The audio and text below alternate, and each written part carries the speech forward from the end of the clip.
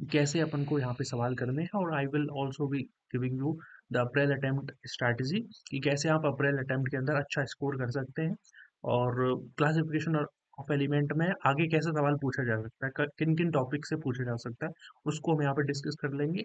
और मोल कंसेप्ट और atomic structure का वीडियो मैं पहले ही अपलोड कर चुका हूँ, जो आपको प्लेलिस्ट के अंदर जाके मिल जाएगा। ठीक है, तो स्टार्ट कर रहे हैं अपन लोग। सबसे पहला क्वेश्चन हमारे सामने है, जो कि 22 जनवरी शिफ्ट 1 के अंदर पूछा गया है। सवाल कुछ इस प्रकार से है कि which of the following electron negativity order is uncorrect incorrect. ठीक है, सबसे पहली चीज देखो इधर, मैग्नीशियम, बेरिलियम, बोरोन, नाइट्रोजन। देखो अगर थोड़ा सा तुमको आइडिया है इलेक्ट्रॉन नेगेटिविटी, वैसे तो तुमको डायरेक्टली पता होगा कि जैसे अगर मैं मैग्नीशियम की बात कर रहा हूँ तो मैग्नीशियम की इलेक्ट्रॉन नेगेटिविटी होती है 1.2। ठीक है, देखो ट्रिक होती है, बेसिकली मैं ट्रिक बता देता हूँ ताकि आपको समझ में आ जाए। Lithium, beryllium, boron, carbon, nitrogen, oxygen और फ्लोरीन। फ्लोरीन की इलेक्ट्रॉन नेगेटिविटी पीरियोडिक टेबल में सबसे ज्यादा है, जो कि है 4। ठीक है, लिथियम की इलेक्ट्रॉन नेगेटिविटी याद रखो, दैट इज 1। और इधर से इधर आप जाओगे तो आपको प्लस 0.5 ऐड करते हुए चलना है। ठीक है, तो यहाँ पे इसकी हो गई 1.5, यहाँ पे इसकी हो गई 2, यहाँ पे इसकी 2.5, इसकी 3, इसकी 3.5 और इसकी 4 हो गई। ठीक है, सिमिलरली अगर जैसे मैं बात कर रहा हूँ थर्ड पीरियड की, यानी कि सोडियम, मैग्नीशियम, एल्यूमिनियम, ना मांग अल्लाह से, पेप्सी, सोडा, कोला। ठीक है, क्लोरीन की अपन को पता होती है 3 होती है। ठीक है, सोडियम की याद रखो, दैट इज 0.9। अब आगे जैसे आप जाओगे तो अपन को क्या करना है, यहाँ पे 0.3 ऐड करते हुए चलना है, और कहाँ पे रुकना है मैं आपको वो भी चीज भी बता दूंगा। 1.2, 1.5, 1.8। ठीक है, अब क्या करोगे तुम, 0.3 ना ऐड करके यहाँ पे तुम, सॉरी, हाँ यहाँ पे तो 2.1 ही आएगा। अब क्या करेंगे अपन लोग, यहाँ से यहाँ जाते हुए अपन 0.4 ऐड करेंगे, तो ये हो जाता है 2.5। और इधर से इधर जाते हुए अपन ऐड कर देंगे प्लस 0.5, तो ये 3 हो जाता है। तो अब मैंने सारी जो वैल्यूज हैं वो तुमको बता दी। अब सिंपली तुम बता सकते हो कि कौन सा ऑर्डर सही है, कौन सा ऑर्डर गलत हो जाए। इसकी है 1.2, इसकी है 1.5, इसकी 2 हो गई, इसकी 3 हो गई, तो ये तो सही है। दूसरी चीज, sulphur, chlorine, oxygen, fluorine. Sulphur की है 2.5, इसकी है 3, इसकी है 3.5 और इसकी है 4, तो ये भी सही है। यहाँ पे एल्यूमिनियम की बात करोगे, फिर सिलिकॉन, कार्बन, नाइट्रोजन। ठीक है, कार्बन की है 2.5, नाइट्रोजन की है 3, सिलिकॉन की है यहाँ पे देख सकते हो 1.8, एल्यूमिनियम इससे जस्ट पहले आ रहा है, तो इसकी ये भी सही हो गया। तो यानी चौथा जो ऑर्डर है बेसिकली यहाँ पे हो क्या रहा है, मैग्नीशियम को बाद में रख दिया। मैग्नीशियम की इलेक्ट्रॉन नेगेटिविटी एल्यूमिनियम से ज्यादा बताई हुई है। देखिए होता क्या है, मैग्नीशियम की इलेक्ट्रॉन नेगेटिविटी है 1.2, इसकी है 1.5, तो होना क्या चाहिए था, मैग्नीशियम पहले आना चाहिए था, एल्यूमिनियम बाद में आना चाहिए। इसका मतलब ये क्या है, गलत आंसर हो गया, यानी हमारा जो ऑप्शन 4 है वही करेक्ट होगा। ठीक है, मतलब ऑप्शन हमारा यही टिक करना, अपन को इनकरेक्ट स्टेटमेंट पूछ, इनकरेक्ट इलेक्ट्रॉन नेगेटिविटी का ऑर्डर पूछ रहा। अगला क्वेश्चन, वो ध्यान से अपन इस चीज को करेंगे। सबसे पहली चीज है, अगर तुमको यहाँ पे मैच करनी है लिस्ट 1 और लिस्ट 2, तो सबसे पहला जो ऑर्डर दिख रहा है ये वाला, ये किससे मैच करे, एल्यूमिनियम 3+, फिर मैग्नीशियम 2+, फिर सोडियम प्लस, फिर F-। यहाँ पे आयनिक रेडियाई से मैच करोगे तो सिंपल सी बात है, अपन जब एनाइन की बात करते हैं उसकी रेडियाई कहीं ना कहीं कैटाइन से ज्यादा होती है, और कैटाइन में जिस पे जितना चार्ज उसकी रेडियाई उतनी कम, यानी ए का 4। अब ए का 4 कहाँ कहाँ दे रखा है, ऑप्शन 1 के अंदर और ऑप्शन 2 के अंदर, यानी ऑप्शन 3 और ऑप्शन 4 तो अपने आप कैंसिल आउट हो गए। अब दूसरी चीज, बी का दोनों में फर्स्ट दे रखा है, तो उसकी तरफ जाओ मत। अब तीसरी चीज है, इसको थोड़ा अपन लिख के देख लेते हैं साइड में तो पता लग जाएगा। देखिए ये क्या चीज है, बोरोन अपन को यहाँ दे रखा है, फिर एल्यूमिनियम है, उसके बाद में मैग्नीशियम कुछ यहाँ पे आता है, और इसके जस्ट नीचे पोटेशियम आता है। अब मैं बात करूं ऑर्डर की, तो इन्होंने दे रखा है boron is less than aluminium, मतलब बोरोन की कम है, फिर एल्यूमिनियम की उससे ज्यादा है, फिर अपन मैग्नीशियम की बात कर रहे हैं, और फिर पोटेशियम की बात कर रहे हैं। तो ये कहीं ना कहीं ये मैच किससे करेगा, इलेक्ट्रॉन नेगेटिविटी से मैच कर सकता है क्या। इसकी है 2, नहीं नहीं, इलेक्ट्रोनेगेटिविटी से मैच नहीं कर सकता। इसका मतलब सिंपल सी बात है, ये कहीं ना कहीं मेटेलिक कैरेक्टर से मैच करेगा। देखो होता क्या है, जब अपन पीरियोडिक टेबल में लेफ्ट टू राइट जाते हैं तो जो मेटेलिक कैरेक्टर होते हैं पीरियड में लेफ्ट टू राइट जाने पर वो डिक्रीज होते हुए चले जाते हैं, और अपन ग्रुप में जाते हैं तो वो कहीं ना कहीं इंक्रीज होते हैं। मेटेलिक कैरेक्टर इंक्रीज होते हैं, नॉन मेटेलिक कैरेक्टर डिक्रीज होते हैं ग्रुप के अंदर। लेकिन पीरियड की बात करोगे तो पीरियड में लेफ्ट टू राइट अपन जब जाते हैं मेटेलिक कैरेक्टर डिक्रीज होते हैं, नॉन मेटेलिक कैरेक्टर या फिर एसिटिक कैरेक्टर बढ़ते हुए चले जाते हैं। यानी कि अगर मैं बात करूं सबसे ज्यादा मेटेलिक कैरेक्टर की, वो पोटेशियम में होगा, फिर मैग्नीशियम में होगा, फिर एल्यूमिनियम के अंदर होगा, और फिर बोरोन के अंदर होगा। यही कुछ ऑर्डर दे रखा है, यानी सी ए का यहाँ पे क्या हो गया है, 4 हो गया है। बी का यहाँ पे क्या हो गया है, बी का तो फर्स्ट दे ही रखा है। सी का यहाँ पे हो जाएगा सेकंड, यानी सी का सेकंड यहाँ पे दे रखा है, मतलब ऑप्शन 1 यहाँ पे करेक्ट हो जाने वाला है। राइट में जो बचा हुआ है वो इसका हो गया, यानी थर्ड। ये बहुत आसान सा सवाल था जो मैंने आपको समझा दिया है। अगले क्वेश्चन की तरफ अपन लोग चल रहे हैं। देखिए ये बहुत टफ नहीं है सवाल, जो 22 जनवरी शिफ्ट 2 के अंदर पूछा गया है। थोड़ी सी स्टेटमेंट आपको थोड़ा बड़े बड़े से दिखेंगे, लेकिन सवाल बहुत ही इजी है। देखिए स्टेटमेंट 1 ये कह रहा है, जब हम एक एलिमेंट में एक्सट्रीम लेफ्ट की तरफ जाते हैं, मतलब बेसिकली आप कह सकते हो ग्रुप 1 और ग्रुप 2 के एलिमेंट की, तो वो एसिडिक ऑक्साइड बनाते हैं। नहीं, जो ग्रुप 1 और ग्रुप 2 के एलिमेंट होते हैं वो एसिडिक ऑक्साइड नहीं बनाते हैं। मुझे ये बताओ, अगर मैं जैसे यहाँ पे Li2O, Na2O, ठीक है, K2O की बात करूंगा, या फिर जैसे कैल्शियम ऑक्साइड की बात करूंगा, MgO की बात करूंगा, ठीक है, मतलब BeO की बात करूंगा। यहाँ पे ऐसे मत देखना कि सर ये इसके नीचे नहीं आना चाहिए था, ठीक है, उसकी बात नहीं कर रहा हूँ मैं सिंपल तुमको बताने की कोशिश कर रहा हूँ। जो एक्सट्रीम लेफ्ट यानी ग्रुप 1 या फिर एस ब्लॉक के जो एलिमेंट होते हैं वो मेटल है। और मेटल का ऑक्साइड कैसा होता है, बेसिक नेचर का होता है। ठीक है, नॉन मेटल का ऑक्साइड एसिडिक नेचर का होता है। यानी ये स्टेटमेंट तो कहीं ना कहीं गलत हो गया। पहला स्टेटमेंट यहाँ पे क्या हो जाएगा, गलत हो जाएगा। दूसरी चीज, अगर मैं स्टेटमेंट 2 की बात कर रहा हूँ, स्टेटमेंट 2 क्या कह रहा है, अगर हम रिएक्शन कराते हैं वाटर की with extreme right of the periodic table के अंदर जो एलिमेंट है उनके ऑक्साइड के साथ में, यानी कि मैं एक एग्जांपल ले लेता हूँ, जैसे अगर मैं Cl2O के साथ में रिएक्शन कराऊंगा, जैसे मैं अगर SO2 के साथ में रिएक्शन कराऊंगा, जैसे मैं NO2 के साथ में रिएक्शन कराऊंगा, तो यहाँ पर फॉर्मेशन होगा HCl का, यहाँ पर फॉर्मेशन होगा H2SO4 का, यहाँ पे फॉर्मेशन हो जाएगा HNO3 का। यानी ये स्टेटमेंट तो कहीं ना कहीं कैसा हो गया, ये स्टेटमेंट आप देख सकते हो ट्रू बात है, एसिड का ही फॉर्मेशन होता है। जब आप एक्सट्रीम राइट के अंदर जो ऑक्साइड हैं एलिमेंट के, उनके साथ में वाटर की रिएक्शन कराते हो, तो स्टेटमेंट सही है। यानी स्टेटमेंट 1 तो यहाँ पे फॉल्स है, बट स्टेटमेंट 2 यहाँ पर करेक्ट हो चुका है। तो ऐसा कोई ऑप्शन है हमारे पास में? यस, ऑप्शन 4 यहाँ पे करेक्ट हो गया है। कोई डाउट नहीं होना चाहिए, सिंपल सी बात है जो मैंने आप लोगों को समझा दी। आगे बढ़ते हैं। देखो, अगर मैं बात करूं आपसे ऑस्मियम, इरिडियम और प्लैटिनम की, जो कि 5D सीरीज का एलिमेंट है, और पैलेडियम जो है वो 4D सीरीज का एलिमेंट है। याद करो यार, पैलेडियम जस्ट बगल में आता है किसके, अर्जेंटम या फिर सिल्वर के। और ऑस्मियम देखो, पूरी मैं पीरियोडिक टेबल ही बता देता हूँ, 3D और मतलब 4D और 5D।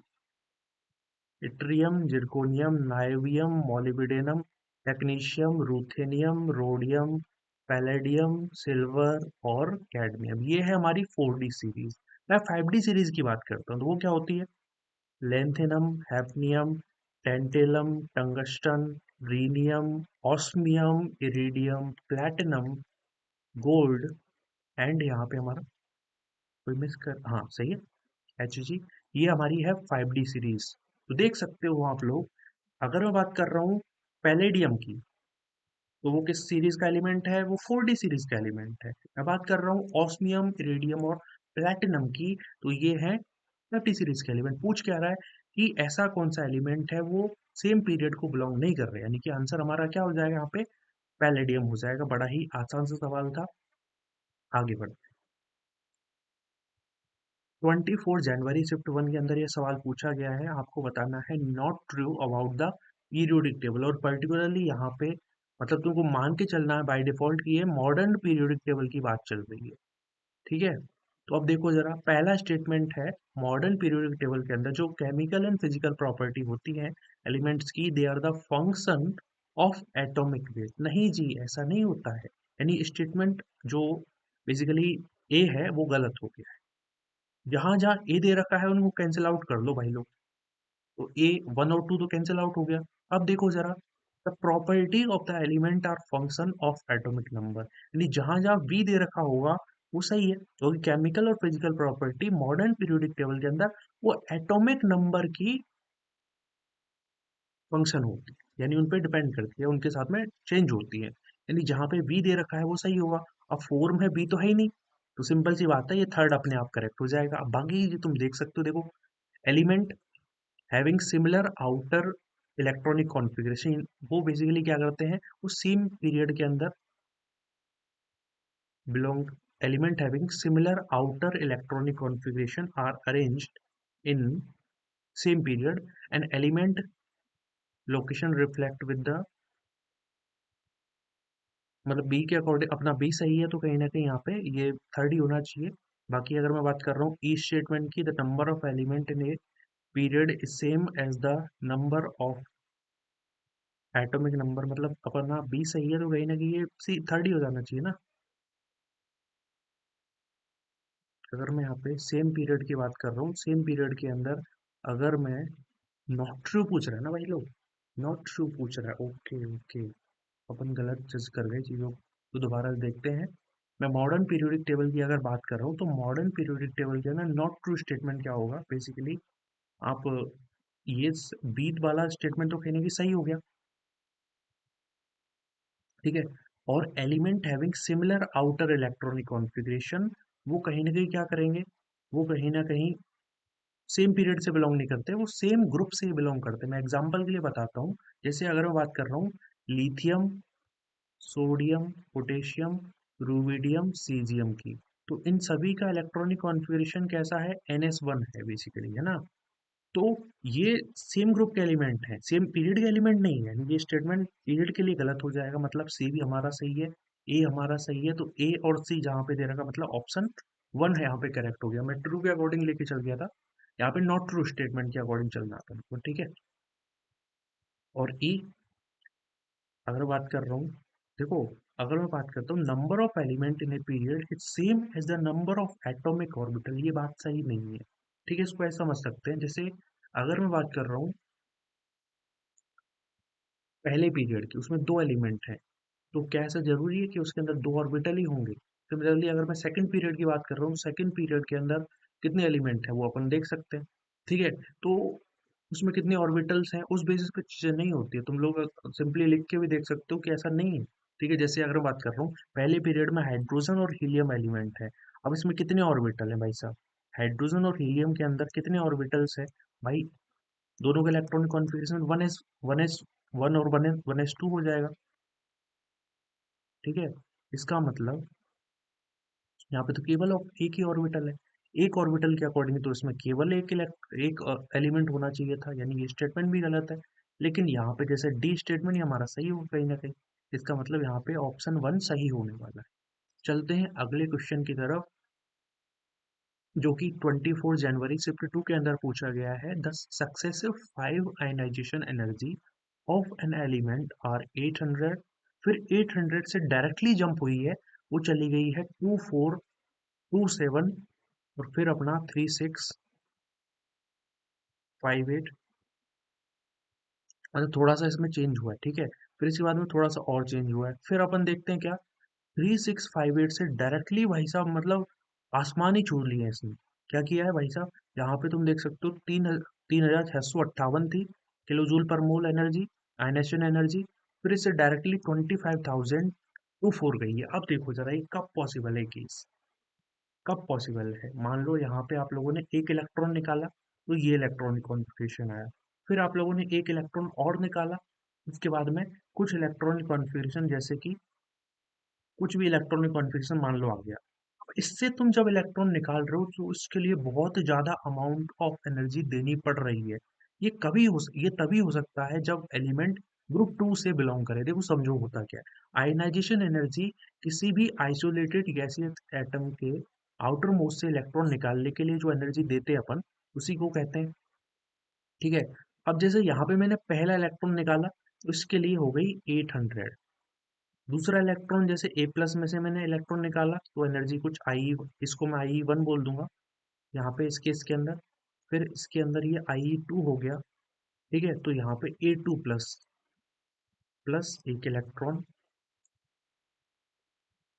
तो इसके केस में है 2427। जो Ie3 है बेसिकली आई A2 प्लस के बाद में आप जब इलेक्ट्रॉन निकालना चाहते हो, इलेक्ट्रॉन जोड़ना नहीं है, आप इलेक्ट्रॉन जब निकालना चाहते हो, जो Ie3 है, इसके केस में आप जब A3 प्लस बनाना चाहते हो, तो इसके लिए आपको बहुत ही ज्यादा अमाउंट ऑफ एनर्जी देनी पड़ रही है। ये तभी हो सकता है जब ग्रुप 2 का एलिमेंट हो। बेसिकली जैसे मैं लूंगा यहाँ पे सोडियम को, सोडियम नहीं, मैग्नीशियम को अगर लूंगा, तो मैग्नीशियम में से एक इलेक्ट्रॉन निकाला, मैग्नीशियम प्लस बना, दूसरा इलेक्ट्रॉन निकाला, मैग्नीशियम 2 प्लस बना। अब मैग्नीशियम 2 प्लस बेसिकली उसने नियोन का इलेक्ट्रॉनिक कॉन्फ़िगरेशन अचीव कर लिया है, तो वो कहीं ना कहीं फुली फिल्ड इलेक्ट्रॉनिक कॉन्फ़िगरेशन हुआ। और फुली फिल्ड इलेक्ट्रॉनिक कॉन्फ़िगरेशन के लिए आपको बहुत ज्यादा अमाउंट ऑफ एनर्जी देनी पड़ती है, यानी यानी थर्ड आंसर यहाँ पे सही होगा। अगला क्वेश्चन देखते हैं, बहुत ही आसान सा सवाल है, सिंपली हो जाएगा। मुझे बताओ, बेरिलियम और मैग्नीशियम में साइज क्या होनी चाहिए थी? किसकी साइज ज्यादा होगी? मैग्नीशियम की बेरिलियम से ज्यादा होगी ना यार, ठीक है। यहाँ पे सिलिकॉन, फास्फोरस, क्लोरीन, फ्लोरीन, ये तो सही बात है। बेसिकली आप जब बात करोगे, क्या है अपने पास में फ्लोरीन है, यहाँ क्लोरीन है, इसके बगल में सल्फर होगा, इसके पहले फास्फोरस होगा। लेफ्ट टू राइट जाते हैं तो क्या होता है, रेडियाई घटती है, एटॉमिक रेडियाई। ऊपर से नीचे जाते हैं तो एटॉमिक रेडियाई बढ़ती है। यानी सबसे ज्यादा किसकी होगी यहाँ पे? हाँ ना, सिलिकॉन यहाँ पे आया तो सिलिकॉन की सबसे ज्यादा, क्योंकि उसका सेल भी नंबर, सेल नंबर भी ज्यादा है। बेसिकली उसका जो नंबर ऑफ सेल है यहाँ पे 2 है, यहाँ पे 3 है। और इन मतलब इससे पहले भी आ रहा है कहीं ना कहीं फ्लोरीन से, इसका मतलब बेसिकली सिलिकॉन की साइज सबसे ज्यादा होगी, तो ये सही है। सिमिलरली जब आप एल्यूमिनियम, बोरोन, नाइट्रोजन, फ्लोरीन के अंदर सेम केस देखोगे तो वो भी सही होगा, तो कहीं ना कहीं स्टेटमेंट 2 यहाँ पे हमारा गलत हो जाएगा, जो पूछ रहा था, यही ना, इनकरेक्ट पूछ रहा था। अगला स्टेटमेंट जो मैंने जब वीडियो बनाई थी 28 जनवरी से 2 की, उसमें भी डिस्कस करा था आप लोगों के साथ में। जब मैं आपसे बात कर रहा हूँ according to the law of octave, तो लॉ ऑफ ऑक्टेव के अंदर जो एलिमेंट है were arrange in the increasing order of their atomic weight, not on the atomic number. Basically तो ये स्टेटमेंट तो गलत हो गया, एटॉमिक नंबर के बेसिस पे अरेंज नहीं किया था। And Meyer observe a periodic repeated pattern upon plotting physical property of a certain element against their respective atomic number। अरे यार, एटॉमिक नंबर नहीं है, एटॉमिक वेट है, यानी दोनों ही स्टेटमेंट यहाँ पे गलत हो चुके हैं। यानी स्टेटमेंट 1 यहाँ पे मतलब ऑप्शन 1 यहाँ पे हमारा करेक्ट हो जाएगा। चलते हैं अगले क्वेश्चन की तरफ। An element E has the ionisation enthalpy value of 374 kilo joule per mole. मतलब सिंपल सी बात है, हमारे पास में कोई एलिमेंट E है, ठीक है। इसके आउटर मोस्ट सेल से अगर मैं इसको गैसियस एटम मान के चल रहा हूँ, तो इसके आउटर मोस्ट से सेल से इलेक्ट्रॉन निकालने के लिए आपको जो अमाउंट ऑफ एनर्जी देनी पड़ रही है वो कितनी है? That is 374 kilo joule per मोल। अब क्या है, ये बेसिकली कहीं ना कहीं कोई कैटाइन है। कैटाइन क्या करता है? इलेक्ट्रॉन देता है। तो ये क्या करेगा, कोई अपने पास में जैसे यहाँ पे ए एटम है, बी एटम है, सी एटम है और डी एटम, ये इनके साथ में बॉन्डिंग करेगा। जैसे इसके साथ में बॉन्डिंग करी तो ई ए बना लिया, इसके साथ में बॉन्डिंग करी ई बी बना लिया, इसके साथ बॉन्डिंग करी तो ई सी बना लिया, इसके साथ बॉन्डिंग करी तो ई डी बना लिया। और इनके लिए रेस्पेक्टिवली वैल्यूज दे रखी है -328, इसके लिए -349, इसके लिए -325, इसके लिए माइनस, ठीक है, 295। अब कंसेप्ट को समझो, इलेक्ट्रॉन गेन एंथैल्पी क्या होती है जब किसी आइसोलेटेड गैसेस एटम, ठीक है, उसके अंदर अपन इलेक्ट्रॉन अटैच करना चाहते हैं, तो जब एनर्जी रिलीज होती है उसको हम कहते हैं इलेक्ट्रॉन गेन एंथैल्पी। और इलेक्ट्रॉन गेन एंथैल्पी की वैल्यू नेगेटिव में जितनी ज्यादा होती है, ठीक है, वो कहीं ना कहीं उतना ही अच्छा बॉन्ड बनाएगा, ठीक है। तो आयनिक कैरेक्टर की जब हम बात करेंगे, वो सबसे ज्यादा किस में होंगे? सिंपल सी बात है, ऊपर से नीचे जैसे अपन जाएंगे तो आयनिक कैरेक्टर बढ़ते हुए चल सॉरी घटते हुए चले जाएंगे। इसका मतलब हमारा जो आंसर होगा वो क्या हो जाएगा? ई ए, ई वी, ई सी और ई डी, ठीक है। ये सेकेंड क्वेश्चन। अगला क्वेश्चन है, the type of oxide form by the element among lithium, sodium, beryllium, magnesium, boron and aluminium has the least atomic radius. मतलब हमको एलिमेंट्स दे रखे हैं, इनमें से सबसे छोटा जो एलिमेंट है उस वो कैसा ऑक्साइड बनाता है, वो सवाल पूछ रहा है। तो देखो सबसे छोटा कौन होगा, बोरोन होगा कहीं ना कहीं। ठीक है, क्योंकि लेफ्ट टू राइट जब अपन जाते हैं पीरियड के अंदर तो होता क्या है, साइज डिक्रीज होती है। तो लिथियम, बेरिलियम और बोरोन के अंदर, ठीक है, किसकी साइज कब होगी, बोरोन की कम होगी। ठीक है, इसका मतलब अब बोरोन कहीं ना कहीं 13 ग्रुप का एलिमेंट है, और 13 ग्रुप का जो भी एलिमेंट होगा वो क्या बनाएगा, उसकी +3 ऑक्सीडेशन स्टेट होनी चाहिए। और ये +3 कब हो सकती है, जब A2O3 टाइप का बॉन्ड बने, A2O3 टाइप का ऑक्साइड बने। इसका मतलब जो हमारा आंसर होगा वो क्या आ जाएगा यहाँ पे, A2O3। देख लो A2O3 कौन सा ऑप्शन है, ऑप्शन 2 है। इसका मतलब यहाँ पे करेक्ट आंसर हो जाएगा A2O3, ऑप्शन नंबर सेकंड। चलते हैं अगले क्वेश्चन की तरफ, जो कि हमारा लास्ट क्वेश्चन है, जो कि पूछा गया है 29 जनवरी शिफ्ट 2 के अंदर। सवाल बड़ा ही इजी सा है। फर्स्ट आयनाइजेशन एंथैल्पी वैल्यूज, देखो टर्म क्या क्या तुमको यहाँ पे डिकोड करनी है। क्या दे रखा है, आयनाइजेशन एंथैल्पी दे रखी है। किसकी दे रखी है, ग्रुप 14 एलिमेंट की दे रखी है। और और शुरुआती जो अपने पास में फर्स्ट 4 एलिमेंट है उनकी दे रखी है। ठीक है,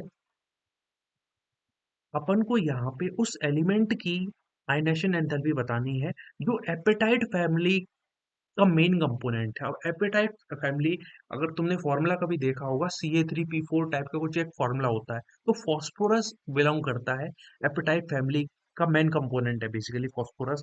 यानी कि ये पूछ रहा क्या है, फॉस्फोरस के लिए वैल्यू क्या होगी। अब देखो जरा, New Zealand, Pakistan, Australia, antimony, bismuth. ठीक है, तो फर्स्ट 4 एलिमेंट के लिए वैल्यू दे रखी है। ऊपर से नीचे जाते हैं तो आयनेशन एनर्जी बताओ घटती है बढ़ती है, मेरे अकॉर्डिंग तो घटती है। इसका मतलब सबसे ज्यादा जो वैल्यू होगी वो नाइट्रोजन के लिए होगी, उसके बाद में 1012 किलो जूल पर मोल ये हो जाएगी फॉस्फोरस के लिए, फिर होगी यहाँ पे 947 और फिर होगी 834। अब फॉस्फोरस के लिए वैल्यू सिंपल जी बात आ गई कि क्या होगी 1012। इसका मतलब आंसर क्या हो गया, थर्ड। तो अब मैं आपको की टेकअवेज की फाइंडिंग्स बता देता हूँ कि एटॉमिक जो हमारा केमिकल पीरियोडिसिटी है वहां से जे जनवरी अटेम्प्ट के अंदर कहाँ कहाँ से सवाल पूछे गए। की फाइंडिंग्स की अगर हम बात करें तो सबसे पहली चीज है आयनाइजेशन एनर्जी से रिलेटेड सवाल पूछा गया था, पहली चीज। दूसरी चीज ऑक्साइड से रिलेटेड जो अपन चीजें स्टडी करते हैं, ठीक है, उनका बेसिक नेचर, उनका एसिडिक नेचर, ये सारी चीजें हैं। ठीक है, एटॉमिक रेडियाई बड़ी ही इंपॉर्टेंट टर्म है, एटॉमिक रेडियाई से अक्सर सवाल पूछा ही जाता है। ठीक है, तो इस तरीके के सवाल आपको यहाँ पे देखने को मिलेंगे, देख सकते हैं आप लोग। जैसे ये जो पर्टिकुलर सवाल है ये पूछा गया है ऑक्साइड से, ये पर्टिकुलर सवाल एटॉमिक आयनेशन एनर्जी और इलेक्ट्रॉन गेन एंथैल्पी को रिलेट करके पूछा गया है। ये थोड़ा सा अपन जैसे बात करते हैं पीरियोडिक टेबल के बारे में, लॉ ऑफ ऑक्टेव, ठीक है, उससे रीजनिंग वाला सवाल बना दिया। ये एटॉमिक रेडियाई वाला सवाल था, ये पर्टिकुलर सवाल वही आयनेशन एनर्जी वाला है। ये सवाल आप बात करोगे थोड़ी रीजनिंग वाला है, इसमें 2-3 कंसेप्ट मिलके आ रहे हैं। आगे अपन देखते हैं ये सवाल, अगेन आप बात कर सकते हो, सिंपल सी चीज है, सिंपल सी ऑब्जर्वेशन उससे पूछा गया है। बट अपन जैसे थर्ड क्वेश्चन की बात करते हैं तो ये भी ऑक्साइड से रिलेटेड पूछा गया है, इसमें 2-3 कंसेप्ट मिला दिए, जैसे नॉर्मल जो ट्रेंड्स होते हैं वो अपन को पता होने चाहिए। ठीक है, ये चीज हो गई। पहला सवाल की बात करोगे तो इलेक्ट्रॉन नेगेटिविटी से पूछा गया, तो बड़ा ही इजी सा अपन को ऑब्जर्वेशन, बड़ा ही इजी से सवाल पूछे जा रहे हैं, कोई बहुत ज्यादा इसमें रॉकेट साइंस नहीं है। ठीक है, तो इस तरीके से अगर हम बात करते हैं नॉर्मल से, एक अपन रिवीजन करें, छोटी छोटी जो जनरल जानकारी होती है उनको अपन को स्टडी करना, जैसे एटॉमिक मतलब एटॉमिक रेडियस के बारे में अपन को पता होना चाहिए, ऑक्साइड का नेचर पता होना चाहिए। ठीक है, इलेक्ट्रॉन नेगेटिविटी के बारे में बेसिक अंडरस्टैंडिंग अगर आप रखोगे तो अपना सवाल बन जाएगा। अपन आयनेशन एनर्जी का थोड़ा सा अपन डीप नॉलेज रख के चलेंगे तो अच्छा रहेगा। ठीक है, so this is about the chemical periodicity या फिर classification of element and periodicity in property. मिलते हैं अगले वीडियो के अंदर जहाँ पे अपन थर्मोडायनेमिक्स एंड